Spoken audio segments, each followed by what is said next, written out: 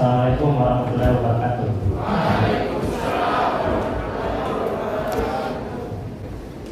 Jadi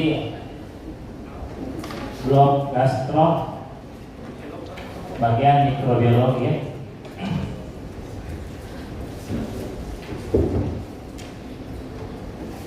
Bagian gastroenterologi itu banyak, ada histologi, anatomi, dan apa lagi, pokoknya banyak ya. Yang kita bahas sekarang adalah bagian mikrobiologinya ya. Mikroba gastroenterologi. Kalau bicara mikroba, sebutkan jenis-jenisnya apa saja.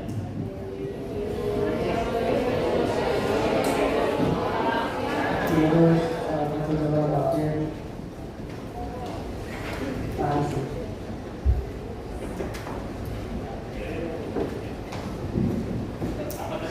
Ada virus, bakteri, protozoa, ada parasit. Jadi mikroba itu jasad klinik ya. Jasad klinik artinya tidak kasat mata, bukan hantu, tapi kan hantu juga tidak kasat mata kan. Nah, jadi ini jasad klinik karena ukurannya, ukuran dari bakteri misalnya virus misalnya itu nanometer. Nanometer itu berapa meter? 10 pangkat minus berapa? Ada yang ingat? Mikrometer 10 pangkat minus berapa? Nanometer 10 pangkat minus 9 kan? Ukuran terkecil yang bisa dilihat oleh mata manusia adalah milimeter kan? Milimeter itu 10 pangkat minus 3 ya. Jadi 10 pangkat minus 3 dibandingkan 10 pangkat minus 9 itu 1 banding 1 juta ya. 1 juta banding 1 ya. Berarti 1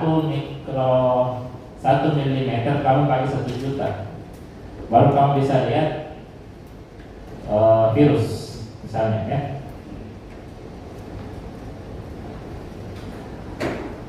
Mungkin nanti ada yang mau bertanya, silakan di scan dulu ini, nanti bisa ditanya via tulisan kalau kalian adalah tipe introvert ya. Silakan tanya lewat sini ya. Pasti banyak tipe introvert sini, jadi tidak mau bicara, silakan scan. Di situ nanti ada tempat untuk bertanya secara tulisan. Oke? Sudah ya? Sudah di scan?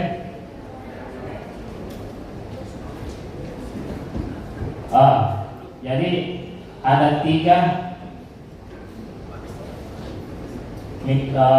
mikroba yang dipelajari di gastroenterologi: bakteri, jamur, virus. Bakteri tadi Dr. Yus sudah bawakan kan? Beliau bawakan tentang bakteri apa?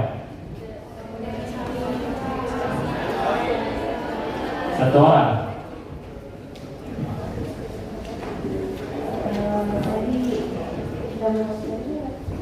Atau penyakit salmonella tipi, terus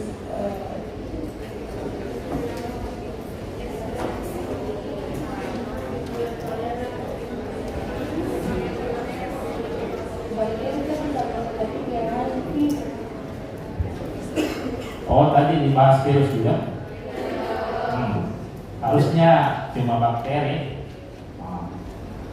Oke, jadi anggaplah Dr. Yus membahas bakteri, saya akan membahas virus dengan jamur ya. Nah, virus pada gastroenterologi itu paling banyak hepatitis virus ya. Kemudian jamur paling banyak jamur yang menjadi penyebab penyakit gastro itu adalah Candida albicans 70% ya. Nah, ini pertanyaan, apa hubungan antara hepatitis A, B, C, D, dan E. Ini pertanyaan pertama. Apakah antara hepatitis A, B, C, D, E ini bersaudara atau bersepupu? Ya. Kita analogikan sebagai hewan, ya. Kalau saya tanya, kucing dengan anjing bersaudara atau tidak? Tidak kan? Kalau saya tanya, anjing herder dengan anjing poodle bersaudara atau tidak?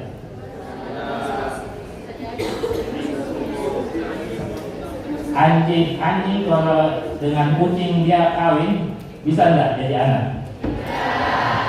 Anjing herder dengan anjing poodle kawin bisa jadi anak, gitu? Itu artinya dia bersaudara, kan? Dia erat kaitannya, ya? Itu maksudnya. Nah, ini juga dikaitkan dengan itu. Apakah A, B, C, D, dan E ini bersaudara? Kira-kira ada hubungan yang secara DNA ada hubungan atau tidak, ya? Ada yang bisa jawab? Nah, nanti kita jawab, ya. Nah, kita bahas dulu hepatitis A. Secara mikroskopik elektron, untungnya sudah ada, ya, mikroskopik elektron yang bisa mendeteksi jauh, sangat kecil, bisa dilihat, ya. Ini adalah gambaran yang didapat dari virus hepatitis A setelah dipantau dengan mikroskop elektron, ya. Jadi kita lihat di sini ada pola-polanya, ada bintang, ada bintang 5 gini, ada bintang 3 begini, bintang 5, bintang 5. Jadi dia punya pola sendiri. Kalau kita tidak percaya Tuhan, apakah ada yang bisa mendesain seperti ini? Kalau tidak ada Tuhan, ya. Jadi apakah ada yang bisa mendesain benda sekecil ini dengan pola yang sama, ya? Seperti itu. Ini karakter fisik dari hepatitis A. Jadi dia masuk dalam famili Picornaviridae dan genus Hepatovirus. Mungkin di SMA kita pernah ingat ada di biologi dipelajari kingdom sampai spesies, kan? Di atasnya spesies, genus, kemudian famili, ordo, apa? Nah, ini family-nya itu Picornaviridae, ya. Kemudian genusnya Hepatovirus. Dia itu adalah virus RNA atau RNA dengan 7.480 kilobase. Ini maksudnya, kalian ingat ada bahasa adenin, guanin, sitosin, kan? Ada, kan? A, G, C, T, ya. Adenin, guanin, sitosin, timin, ya. Itu empat bahasa yang kamu bisa bayangkan, 7.480 bahasa. Urutannya seperti itu, ya. Kalian mengerti? Ukurannya, diameternya itu 28 nanometer. Ini sifat dari hepatitis A. Dia hanya menyebabkan hepatitis akut, ya. Jadi tidak bersifat kronik. Jadi dia istilahnya sel imun kita bisa melawan dia karena dia hanya sampai akut. Kalau kronik artinya itu virus bisa lolos dari jangkauan dari sel imun, jadi dia bisa lolos, jadi tidak tertangkap. Nah, jadi dia cuma sampai akut, jadi hanya berselang waktu. Hepatitis B, hepatitis A itu akan sembuh sendiri karena sel imun kita bisa melawan hepatitis A, ya. Istilahnya self limiting disease, ya. Masa inkubasi 3 sampai 6 minggu, jadi sekitar rata-rata 1 bulan atau 30 hari. Jadi kalau si A ya mengidap hepatitis A, dia mau pindah ke si B. Terhitung sejak dia pindah virusnya ke si B, saat muncul gejala di B itu butuh waktu ini 3 sampai 6 minggu setelah pindahnya agen penyebabnya, ya. Kemudian ini dia stabil pada suhu 80 derajat. Jadi kalau kalian masak sesuatu tidak sampai mendidih, kemungkinan virusnya tetap bisa hidup, ya. Karena mendidih itu tanda bahwa dia sudah 100 derajat. Nah, kemudian dia bisa hidup pada pH rendah. Lambung kita pH-nya berapa? Asam lambung pH-nya 1 sampai 3, ya.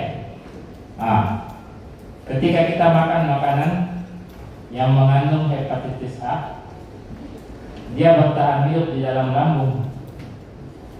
Makanya dia tahan hidup, dia bisa transit lewat lambung masuk ke usus.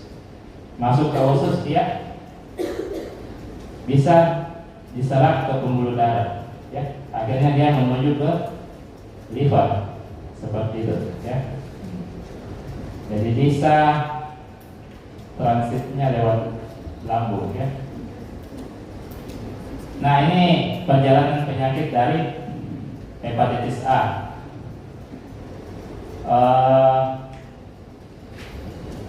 Grafik Y di sini menunjukkan jumlah virus hepatitis A. Ini durasi dalam minggu, ya. Jadi kita baca begini. Pada saat minggu kedua sampai keempat, ini yang kuning ini melambangkan jumlah virus hepatitis di dalam darah. Jadi dia meningkat mulai minggu 1 sampai minggu 3 puncaknya, kemudian dia turun minggu 4, ya. Kemudian di saat yang bersamaan di dalam feses dia juga meningkat seperti itu, ya. Meningkatnya ini 2 kalinya dari jumlah di dalam darah. Jadi jauh lebih efektif mendeteksi hepatitis A lewat feses dibanding darah, ya, karena jumlahnya lebih tinggi, kan? Kemudian ini ALT ini adalah apa ini kira-kira? Fungsi hati. Fungsi hati kalau di selain di Indonesia kita mereka pakai ALT, di Indonesia kita pakai SGOT, SGPT, ya. Nah, ini sama sebenarnya. Kalau di Indonesia ALT, AST, di luar Indonesia kalau kita SGOT, SGPT, ya. Nah, seperti itu. Jadi setelah mulai hilang virusnya, kita lihat sini, baru dia meningkat jumlah meningkat SGOT, SGPT-nya. Artinya reaksi hepar baru meningkat setelah mulai virusnya mulai berkurang, ya, seperti itu. Kemudian ini IgM anti-HA, antibodi yang muncul, ya. Jadi antibodi yang muncul baru setelah minggu ke-7, ya. Nah, setelah puncaknya adalah minggu ke-7, ya. Nah, jadi IgM anti-HA. Oke. Jadi kita lihat di sini, kalau kita mau periksa lewat darah, kita periksa di minggu ke-3 belum ada, karena ini masih rendah sekali, ya. Tuh antibodinya baru di sini minggu ke-7, baru minggu ke-5 ke atas baru terdeteksi ya. Jadi untuk mendeteksi virus kita bisa mendeteksi antibodi IgM. Nah, ini IgG untuk mendeteksi apakah Anda pernah beberapa tahun lalu kena virus hepatitis A ini. Misalnya sudah 5 tahun yang lalu, saya mau tahu apakah saya pernah, bisa dideteksi pakai IgG ya. Kalau untuk fase akutnya ini IgM ya. Ini cara pencegahannya. Jadi karena penularannya lewat feses terutama ya, PK oral, jadi harus cuci tangan sebelum makan ya, dan setelah BAB ya. Karena bisa saja kayak karena tidak cuci tangan akhirnya menular ke orang yang lain ya. Seperti itu. Atau mungkin ada yang punya baby nanti, punya anak ya, pas cebok anaknya dicebok saja tapi tidak cuci tangan pakai sabun, itu juga bisa ya, seperti itu. Nah, ini sudah ada vaksin hepatitis A. Kira-kira perlu kan vaksin hepatitis A? Tidak perlu. Tapi nyatanya jarang sekali ada vaksin hepatitis A di pasaran ya. Artinya dia tidak, istilahnya marketable, tidak bisa, maksudnya banyak orang tidak mau pakai ini. Seperti itu ya. Penyebabnya apa? Itu karena bisa sembuh sendiri ya. Jadi banyak orang ini ada penyakit yang bisa sembuh sendiri, jadi biar kita tidak vaksin dia akan sembuh. Tapi tetap ada juga keperluannya. Kira-kira kapan kita pakai vaksin ini? Kapan kita memerlukan? Ada yang tahu?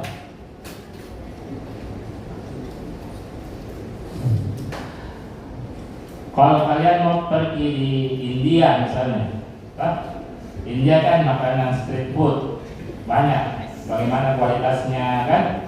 Itu kan banyak sekali hepatitis A ya.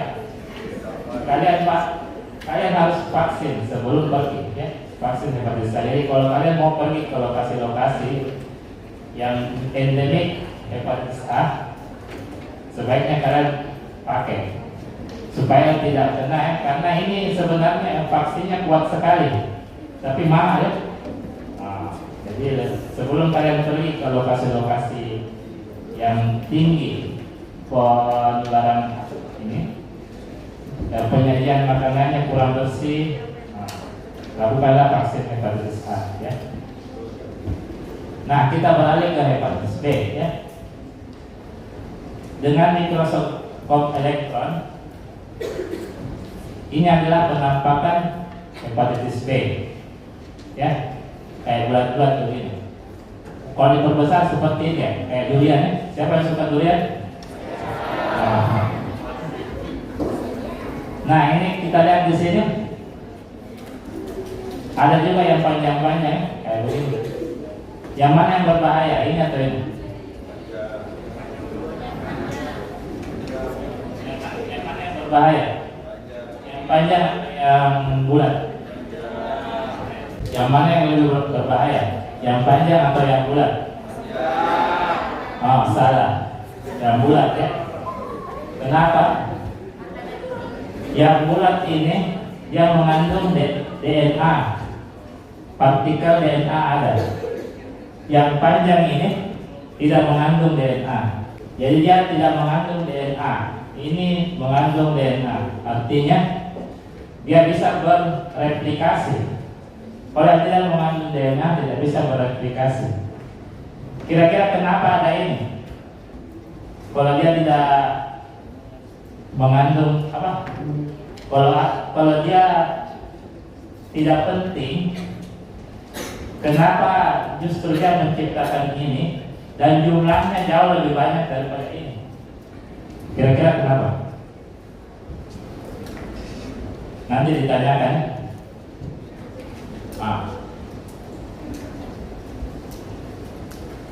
Hepatitis B, dia adalah famili Hepatinavirinae, ya. Ada 10 jenisnya, 10 genotype A, B sampai J, ya.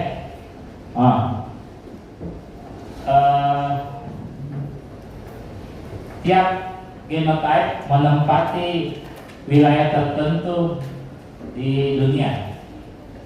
Jadi misalnya di Indonesia genotipnya tertentu, di Amerika beda lagi, di Eropa beda lagi.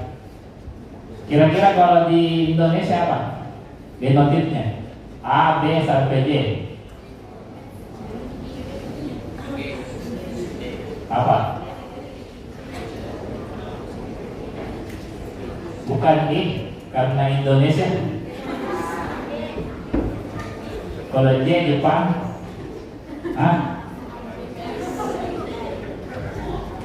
Indonesia itu B dengan C, yang paling banyak B dengan C. Jadi apa namanya? Kemudian hepatitis B itu jenisnya virus DNA. Jadi DNA itu rantai ganda. Kalau RNA kan kayak rantai tapi tunggal. Ini rantai ganda. Jadi kayak begini. Ini anggaplah DNA garis, 2 garis. Gitu. Tapi cuma parsial. Jadi satunya panjang, satunya setengah saja. Kayak begitu. Jadi dia itu panjangnya sekitar 3.200 base.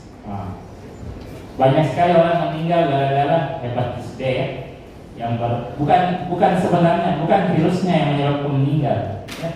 Bukan virusnya, tapi penyakit akibat ini yang meninggal, ya, bikin meninggal. Kemudian ukurannya ini jauh lebih besar daripada hepatitis A, ya.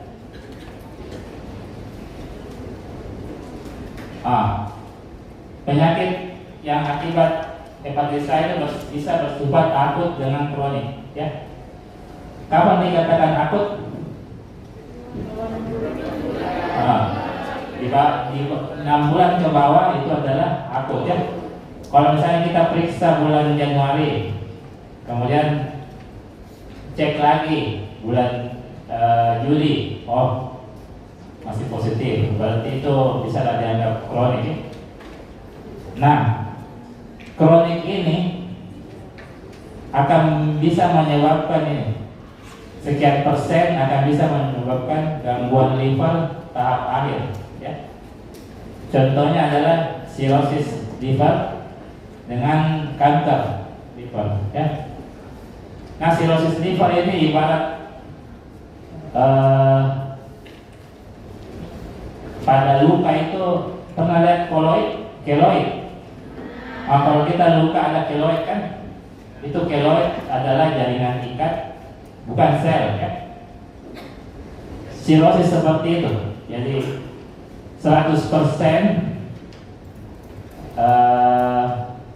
anggaplah lama-lama mungkin 20% adalah hanya jaringan ikat. Sebab tinggal 80% yang aktif, seperti itu, ya. Kemudian ini penularannya lewat darah, ya. Lewat darah ibu ke anak dengan seksual, ya. Nah, kalau lewat darah kira-kira contohnya apa? Apa? Luka. Lewat luka. Jarum suntik. Apalagi? Transfusi darah. Tato. Perlu diingat bahwa tidak semua tato bikin begini. Tato yang tidak steril, ya.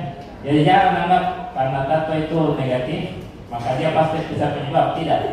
Anggaplah tato itu yang orang yang artis tato itu dia tidak sterilkan jarumnya, kalau dia pakai ke yang lain, nah, itu bisa. Tapi kalau dia sterilkan, baru dia pakai ke yang lain, dia tidak akan kena, ya, seperti itu ya. Jadi bukan masalah tatonya, tapi masalah sterilitas dari alatnya, ya. Kemudian transfusi darah. Sebelum ditemukan hepatitis B, orang transfusi itu hanya berdasarkan kesamaan golongan darah saja.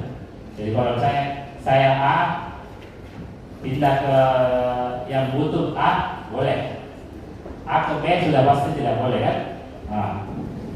Tapi setelah tahun 1968 ditemukan bahwa pada tahun 1968 ditemukan bahwa ini ada antigen yang bisa menjadi penyebab sakit kuning. Jadi dari A ke B setelah ditransfusi tiba-tiba si B sakit kuning, ya. Ternyata ada agen ini, namanya adalah waktu itu diistilahkan antigen Australia, ya, Australian antigen. Nah, nanti lama-lama kelamaan itu Australian antigen dikenal dengan hepatitis B, ya. Nah, setelah tahun 1968 akhirnya difilterlah darah, kantong darah yang sudah diambil dari orang lain, yang difilter, yang mengandung hepatitis B tidak dikasih ke orang lain. Jadi cuma yang bersih dari hepatitis B saja yang boleh didonorkan ke orang lain. Setelah itu langsung menurun hepatitis B, langsung menurun drastis, ya. Nah, gitu, ya. Yang kedua ini menular lewat ibu ke anak, artinya bukan sudah lahir, sebelum lahir, ya. Jadi dalam kandungan dia menularkan ke anak. Kemudian lewat kontak seksual, bagi si yang sering ganti pasangan bisa juga, ya. Ini perjalanan penyakit dari hepatitis B. Jadi ada sekitar 4 fase, ya. Ketika kita kena virus hepatitis B, tidak langsung bergejala, walaupun mungkin di tubuh kita ada 1 juta virus, tidak bisa mungkin saya tidak langsung bergejala, karena ini namanya imun toleran fase toleransi imun. Jadi imun itu tidak melawan, dia hanya melihat saja, oh ada lewat dekatku, dia tidak melawan. Ini namanya imun toleran phase. Jadi kita sebagai orang biasa tidak sadar bahwa kita menderita, bahwa ada virus di dalam tubuh kita tidak sadar karena tidak ada gejala. Tapi ketika kita memeriksa ABSAG, saya positif. Kan ABSAG sekarang bisa lewat strip, ya. Kamu periksa strip, positif, padahal saya tidak bergejala. Berarti kamu ada di fase imunotoleran, ya. Kemudian baru setelah melewati fase ini ada namanya immunoclearance. Jadi istilahnya fase perlawanan. Ini kan fase dicueki kan, ini fase perlawanan. Jadi imun itu melawan hepatitis B virus. Jadi dia ditandai dengan ini air teleponnya meninggi. Jadi SGOT, SGPT-nya meninggi, ya. Kemudian setelah melawan, imun kita menang. Akhirnya terjadilah fase inaktif. Artinya hepatitis B-nya inaktif karena sudah dilawan sama hepatitis imun, ya. Kemudian setelah fase imun, tergantung keberuntungan, bisa saja sembuh selamanya, bisa reaktif lagi, bisa juga fase reaktif tapi HbAg-nya positif. Kan ada HbAg negatif, ada HbAg positif yang ini. Oke. Untuk pencegahan ini vaksin sebanyak 3 kali ya. Kemudian vaksin 3 kali itu kapan saja waktunya? Tahu? Vaksin hepatitis di bulan berapa? Oh berarti belum vaksin ya? Belum pernah vaksin. Coba bulan berapa saja vaksin? Vaksin 3 kali. Ada yang punya baby di sini? Sudah punya baby? Kalau ada punya baby umur 1 tahun pasti tahu ini, ya. Karena jadwal vaksinasi bayi dengan dewasa sama. Bulan 1, bulan 2 dan bulan 6. Ya. Jadi kalau kamu vaksin sekarang, bulan lagi itu bulan kemudian, baru bulan lagi 6 bulan kemudian. Ya. 1, 2, 6. Ya. Ada yang belum vaksin hepatitis di sini? Ada yang sudah? Ada yang sudah? Vaksin ini wajib untuk dokter ya. Bukan masalah wajib secara administrasi, tapi kalau kamu kerja di dunia medis ini wajib. Mungkin kalau orang yang tidak kerja di dunia medis tidak. Kenapa? Lingkungan kita sangat penuh dengan hepatitis B. Jadi kalau kamu belum vaksin, segera cari ya. Karena ini adalah penyakit yang bisa dicegah dengan vaksin. Kalau kalian tidak vaksin, kena hepatitis B, menyesal, ya, seperti itu. Jadi sebaiknya vaksin karena sudah terbukti bahwa ini bisa mencegah kita kena hepatitis B. Pengalaman saya waktu di Jepang dulu, tiap tahun ada orang di rumah sakit itu dijadwalkan vaksin hepatitis B. Jadi ada waktunya, diundang memang, tersurat harus datang ke tempat ini bagi yang belum vaksin. Karena khusus dunia medis memang diwajibkan ya. Jadi kalau kalian akan menjadi dokter nantinya, carilah ini vaksin hepatitis B ya. Kemudian pengobatannya sampai sekarang belum efektif. Makanya harus vaksin, harus mencegah. Karena kalau sekali kena tidak akan susah sembuh ya. Ya ini bertahun-tahun baru bisa sembuh, itu pun belum tentu ya. Obat yang ada ini cuma 2 macam, interferon sama nukleoside analog seperti lamivudin, entecavir begitu ya.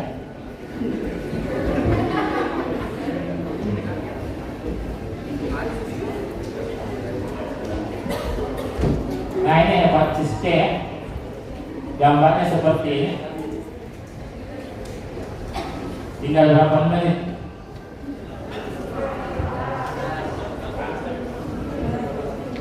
15.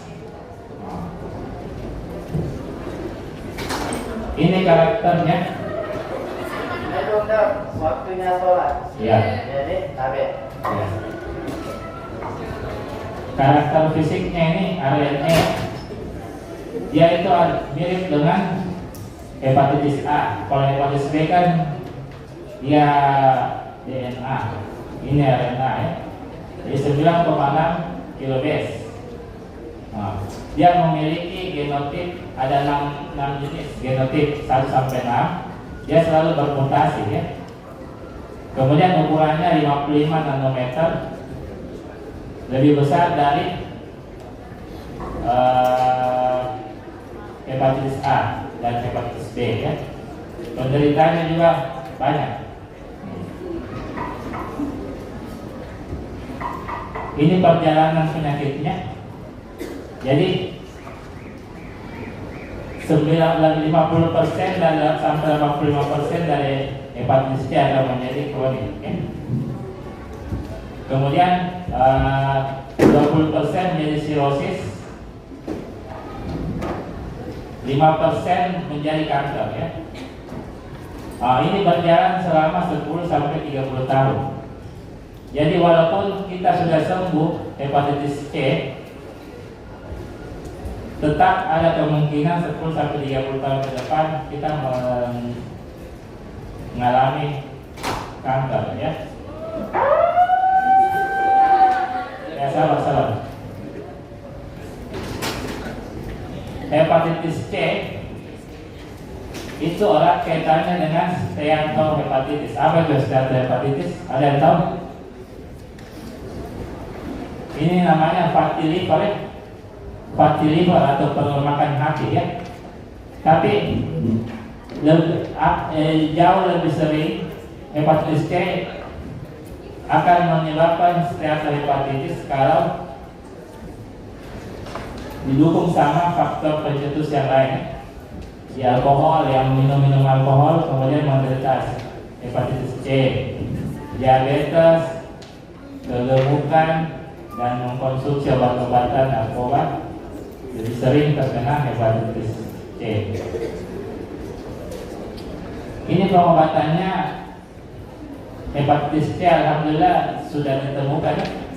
Jadi 90% bisa kena ya, bisa sembuh dengan menggunakan direct acting antiviral. Jadi ini adalah kombinasi dua antivirus. Sekitar 90% yang mengkonsumsi ini dalam 8 minggu bisa sembuh hepatitis C ya. Sampai sekarang vaksinnya belum ada. Nah ini apa jawabannya? Kamu lebih suka C atau A? Benar. A itu sembuh sendiri, tidak usah kamu obati, dia akan sembuh sendiri ya. Cuma mengobati gejalanya saja. Oke. Nah ini kita beralih ke jamur ya. Jamur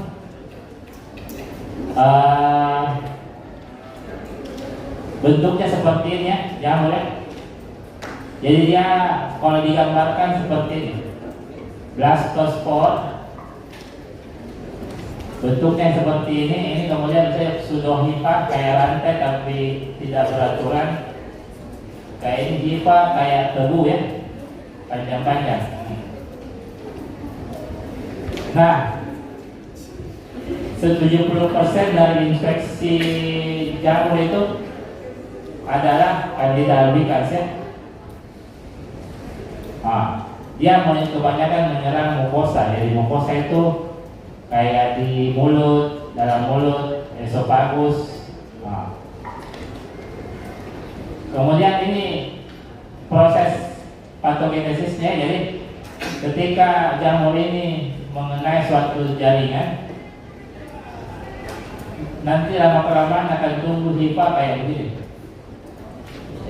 panjang-panjang begini. Kemudian dia membentuk biofilm. Biofilm itu kainnya biru-biru ini dia membentuk semacam seperti lem yang melindungi dia punya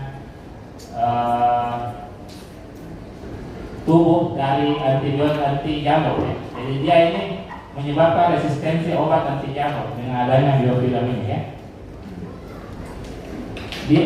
Kenapa dia merusak? Karena dia menghasilkan salah satunya itu candidalisin. Jadi candidalisin ini adalah zat toksik yang bisa menghancurkan sel ya. Ini penyakit yang diakibatkan oleh ini bisa menyerang oral cavity, kapung oral atau mulut, kemudian gastroenteritis jadi lambung dan usus, kemudian kulit. Kemudian dia bisa juga invasif ya. Invasif itu maksudnya dia masuk ke pembuluh darah.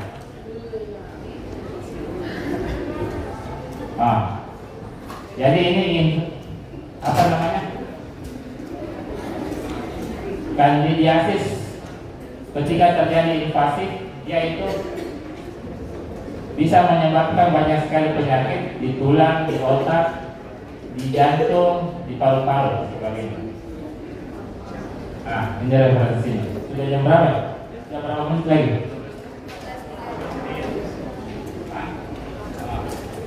Jadi ada 8 menit lagi. Mungkin ada yang bertanya.